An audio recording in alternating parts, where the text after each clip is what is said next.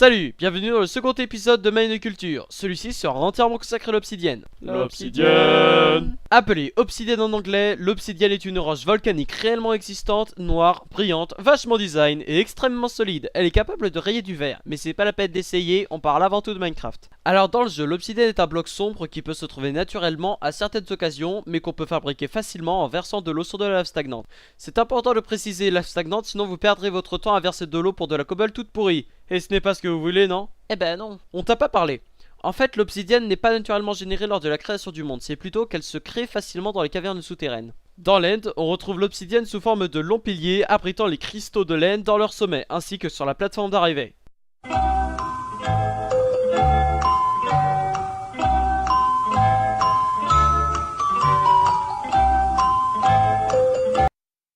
Si ça les amuse. L'obsidienne peut seulement être récoltée avec une pioche en diamant. L'opération dure alors 9,4 secondes. Aucun autre outil ou objet ne marche pour la récolter. Si vous voulez casser un bloc, il vous faudra faire appel à beaucoup de détermination. Mais soyez assurés que ma détermination n'a jamais été aussi grande.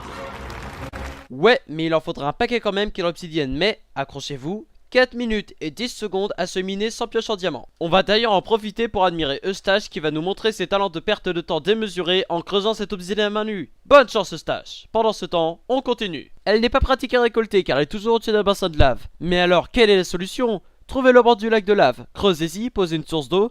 Comme ça, lorsqu'un bloc est miné, l'eau transformera la lave située en dessous du bloc miné par un bloc d'obsidienne.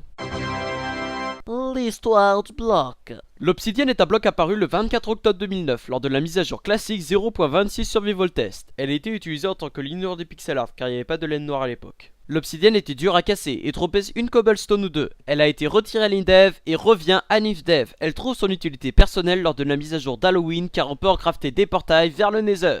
Lors de la 1.9 pré-release 6, l'obsidienne pouvait être minée au temps complètement affolant de 2 secondes et demie. Cela a été modifié dans la pré-release suivante où elle acquiert sa solidité d'aujourd'hui. Mais alors, à quoi ça sert? Petit 1, à faire des portails du Nether, nous y reviendrons. Petit 2, à décorer. Petit 3, à griffer. Petit 4, à lutter contre le griffe. Petit 5, comme matériau anti-explosion car l'indice de résistance à la TNT est de 6000. À crafter les tables d'enchantement avec 4 obsidiennes, 2 diamants et 1 livre. Et petit 7, à partir de la snapshot 12W21A pour crafter les coffres de l'End.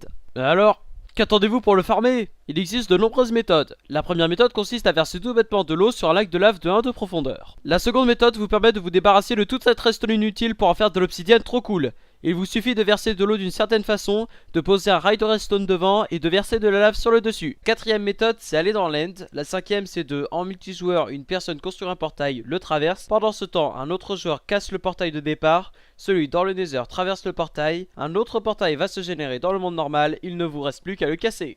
Et maintenant, le moment que vous attendez tous, les trucs et astuces.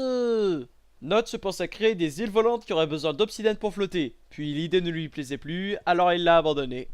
Même si le bloc d'obsidienne est le deuxième bloc le plus dur de Minecraft, IRL, l'obsidienne ressemble plus à du cristal teinté en noir. Elle est créée quand de la lave tombe rapidement dans l'eau. L'obsidienne est composée de quartz de formule SiO2, mais sa structure en fait un matériau résistant proche du diamant, car elle est capable de rayer du verre. On s'en servait aussi dans le Moyen-Âge pour les points des flèches. On s'en fout, apprends-nous des choses sur Minecraft. Bon. Les portails sont faits en forme de rectangle, mais les coins de ceux-ci sont optionnels, ce qui en fait encore un autre moyen de récupérer de l'obsi. Détruire un bloc d'obsi sous la mer avec une pioche en diamant prend 3 minutes et 54 secondes, largement de quoi vous noyer. Je peux réussir, je peux réussir, je peux... Mais sans outils, cela dure 4 minutes et 10 secondes, comme hors de l'eau. Cela ne sert à rien d'espérer casser un bloc d'obsidienne avec plus de TNT, Bobby. La résistance de la TNT est si haute qu'elle équivaut à une résistance infinie. L'obsidienne n'est pas affectée par les pistons. L'obsidienne n'est pas affectée par l'Ender Dragon, tout comme la pierre de l'End et la Bedrock. L'obsidienne est largement plus présente sous terre, on n'en trouve pratiquement jamais à la surface. L'obsidienne et la Bedrock sont les seuls blocs communs aux 3 dimensions. Quand vous prenez le langage anglais pirate, l'obsidienne s'appelle Rock o' Tears, littéralement roche aux pleurs, en référence à l'obsidienne pleurante, un bloc disparu dont nous parlerons plus tard. Tiens, d'ailleurs, retrouvons Eustache qui en a presque fini avec son bloc d'obsidienne. Ouais, j'ai réussi, j'ai réussi. Bravo, tu as perdu 4 minutes et 10 secondes de ta vie. Oh. L'obsidienne peut se trouver en groupe de 3 à 7 dans les villages de PNJ. L'obsidienne se retrouve majoritairement à la couche 10, là où il y a le plus de lacs de lave. Vous Vous voyez, c'est une conspiration. Le jeu génère les pièges exactement là où il y a les choses les plus intéressantes. Toutes ces années dans les mines, je me disais que c'était le fou du sort. Non, c'est une conspiration. Ils sont tous ligués contre moi. Les Creepers, les Endermen, les Ghasts. Et maintenant, même la pierre veut ma peau. C'est pas une vie. Je veux savoir qui est derrière tout ça. Bonus, le mystère de l'obsidienne pleurante. L'obsidienne pleurante est un projet abandonné par Jeb. Sa texture a été ajoutée à la bêta 1.3 dans le fichier minecraft.png à la place de la texture de l'herbe adaptative. Le bloc en lui-même ressemble à de l'obsidienne où on aurait superposé la texture du minerai de lapis-lazuli ou alors un bloc de bedrock modifié de façon à ressembler à de l'obsidienne. Son utilité était de pouvoir modifier le point de spawn, mais l'idée a été oubliée depuis l'apparition d'Eli qui change le point de réapparition. Son craft devait être du lapis-lazuli combiné à de l'obsidienne. Petite info intéressante, la texture de cette obsidienne est dans la Pocket Edition de Minecraft, toutes plateformes confondues. Deuxième petite info intéressante, l'obsidienne pleurante pourrait faire son retour selon un autre tweet de Jeb. Qui sait, cela pourrait être possible. Voilà, le 3e épisode de cette série est terminé sur le bloc d'obsidienne. On se retrouve dans un prochain épisode pour améliorer votre culture sur Minecraft. À la prochaine!